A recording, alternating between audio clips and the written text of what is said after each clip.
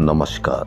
देश और दुनिया की तमाम फटाफट खबरों में आपका स्वागत है। खबरों के लिए आपसे निवेदन की यदि आपने हमारे चैनल को सब्सक्राइब नहीं किया तो कृपया करके आपके अपने चैनल को सब्सक्राइब कर लें। आप सब्सक्राइब करते हैं तो हमें हिम्मत होती है सही और सच्ची खबरें आप तक पहुंचाने की। वरना मीडिया में किस तरह की खबरें, सोशल मीडिया में किस तरह की खबरें आप देखते हैं, यह आप भली भांति अब समझने लग गए हैं। तो क्या है आज की वो बड़ी खबरें और वो सोशल मीडिया, यानी लॉकडाउन की बात चली होगी और ईंधन महंगे होने की भी बात चली होगी। तभी न ईंधन महंगा होगा न लॉकडाउन लगेगा। पश्चिम एशिया में संघर्ष से वैश्विक तेल बाजार में भारी उथल पुथल है।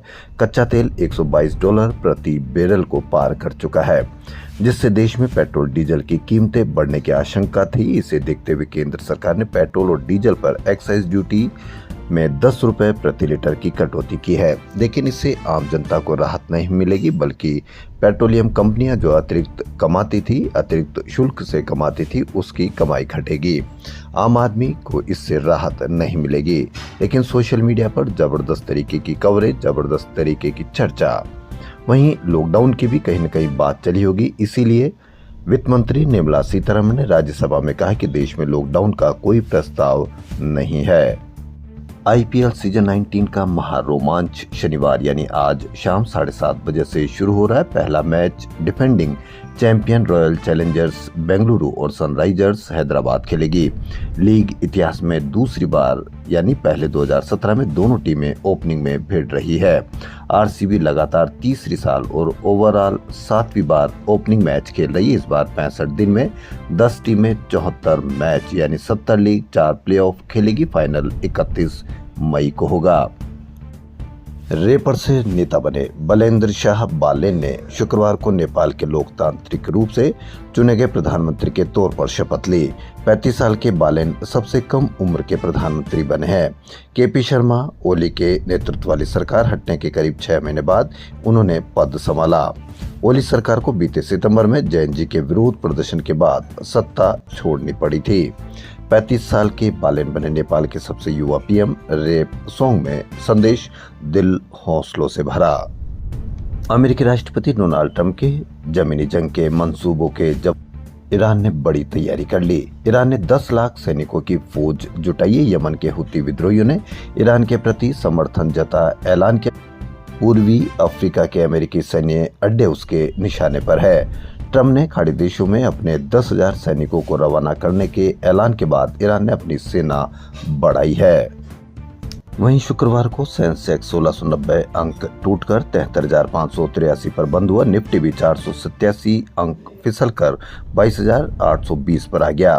वहीं रुपए ने भी अपनी सबसे बड़ी कमजोरी यानी 94.89 के ऐतिहासिक निचले स्तर पर बंद हुआ। आपको कहीं पर भी इसकी कोई खबर देखने को नहीं मिलेगी, न ही कोई इसके असर की खबर देखने को मिलेगी।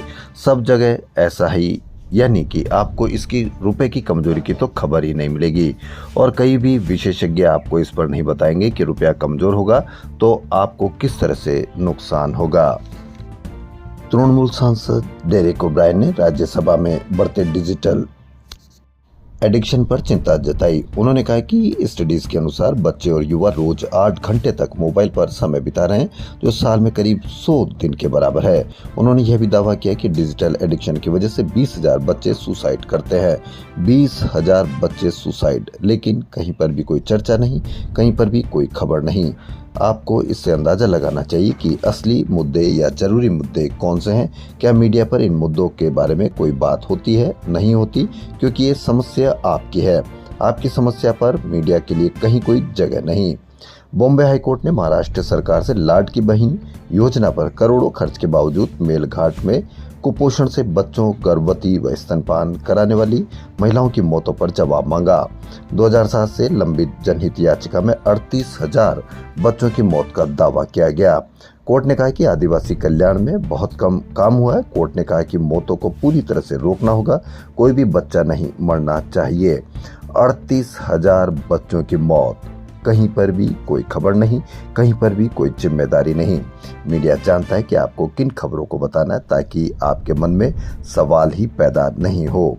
आपके मन में यानी आपके खून में सिर्फ उबाल पैदा हो। मीडिया सिर्फ यही खबर आपको दिखाने का प्रयास करता है। तो देश और दुनिया की तमाम फटाफट खबरों में फिलहाल इतना ही। धन्यवाद।